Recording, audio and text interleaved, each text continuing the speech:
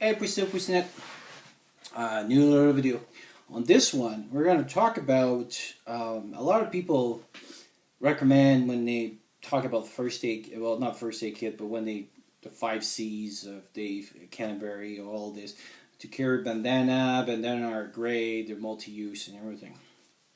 And they are. And but I was redoing my summer kit because summer is coming, so I changed my kits from the winter to the summer, and I was looking at. So this is not a buff, but I was just trying something with it's Columbia now that does those, but they're pretty much similar to the buff, and I kind of got a little thing that has. There could be a lot of, and actually now that I changed my buff, and one is in my first aid kit. There can be a lot of use of a buff in a first aid kit, and so that's the video about. Well, first of all, it can be a great so kind of sling. Obviously, you can have like with the pins and stuff. You could probably have a good split. The other one too, it depends on which material you buy, because the buff comes in different material and stuff. But the material that you can have, it could become a dressing on its own. But the other advantage that I can see also with this one, in the previous video I was talking about an infectious disease and thing.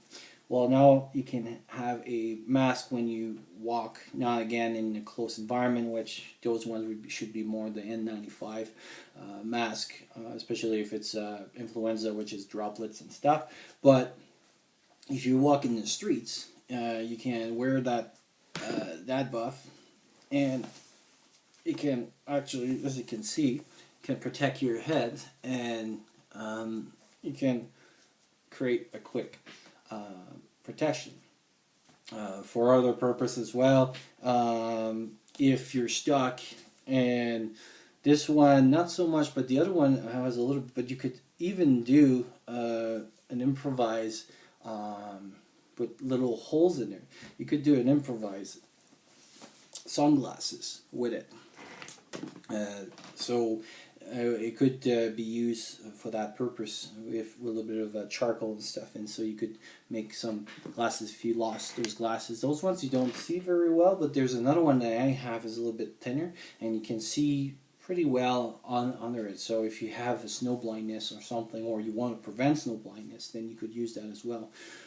The other advantage on this one would be if you have to hold a dressing of some sort, because you can do kind of a bandage like this, so that means I can hold a dressing. But also a lot of time, if you have a laceration on the head, or if you ever cut yourself and everything, to hold a bandage on the head is very hard, because like a lot of people will kind of roll the gauze over here, but the problem is like the gauze kind of goes like this and falls down. Well, with the buff, and I'll show a video down of all the use of the different buff and things. Well, with the buff, what you can do is kind of a cap. And to do the cap, actually, it's kind of like this. And you twist twice, I think. I don't use the cap that often. So that means that now you can,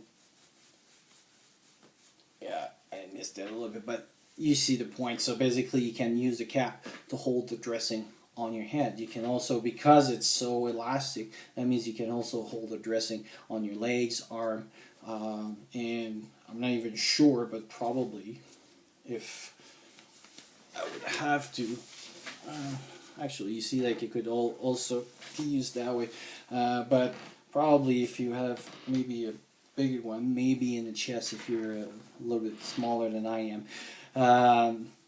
So it can hold a bunch of dressings as well, and so there's a lot of use that you can have with a buff. And the cool thing with it, just like a bandana, is that, and actually it's smaller than a bandana, is that it's lightweight, and it can be put in your first aid kit. So instead of carrying, a lot of people carry like triangle bandage, I would carry this instead because it has pretty much all the use of the carrying bandage. But now the advantage also is that now you have a headgear.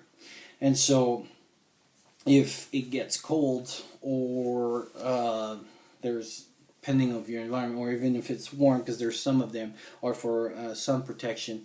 If it gets cold, you can wear it like this, or like I was wearing it before. You can wear it like that. You can also now, if you have somebody in hypothermia, you can wear it as a little cap, so if you have to survive, you could wear that as well. If somebody needs to be cool, you could put it in their neck like this and cool the environment and just keep that wet.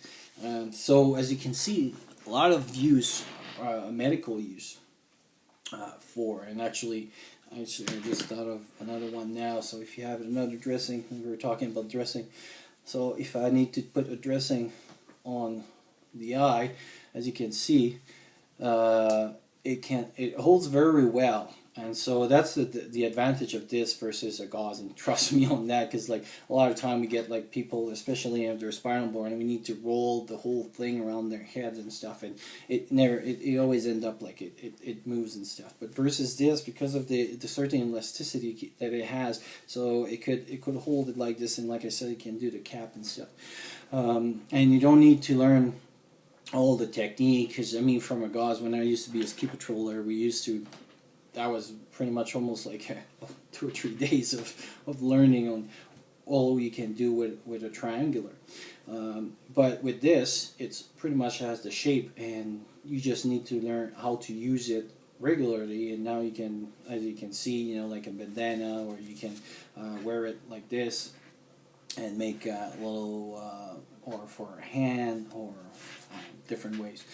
Again, I would use, there's different material for it, so I would buy, there's one I think in merino wool, so probably that would be the one I would put in my first aid kit. There's one also like in cotton, that would be another one that would probably put in my first aid kit.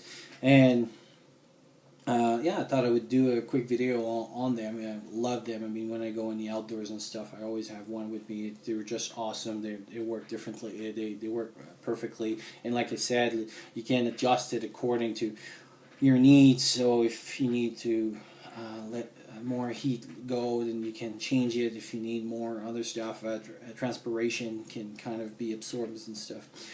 So I thought it would be a cool little video to do, and I'll talk to you soon.